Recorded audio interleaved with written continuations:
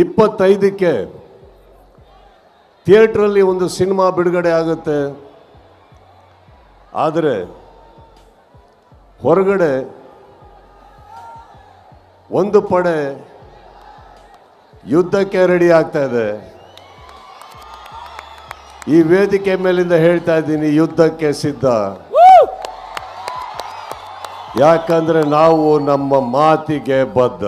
ಹಾಗೆ ಕೆಲವೊಂದು ವ್ಯಕ್ತಿಗಳು ದರ್ಶಕ್ ಅವ್ರು ಇಲ್ದೇ ಇದ್ದಾಗ ಅವ್ರ ಬಗ್ಗೆ ಹಾಗೆ ಅವ್ರ ಫ್ಯಾನ್ಸ್ ಬಗ್ಗೆ ವೇದಿಕೆ ಮೇಲೆ ಹೋಗೋದು, ನಿಂತ್ಕೊಂಡು ಮಾತಾಡೋದು, ಚಾನೆಲ್ ಮೀಡಿಯಲ್ಲಿ ಕುತ್ಕೊಂಡು ಮಾತಾಡೋದು, ಹೊರ ಕುತ್ಕೊಂಡು ಮಾತಾಡೋದು ಎಲ್ಲ ಮಾಡ್ತಿದ್ದಾರೆ.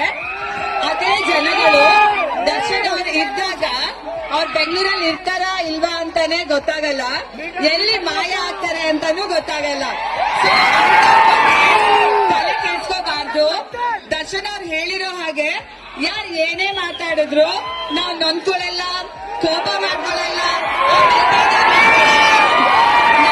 ಇಂಪಾರ್ಟೆಂಟ್ ನಿಮ್ಮ ಪ್ರೀತಿ ಹಾಗೂ ಬೆಂಬಲ ಮಾತ್ರ.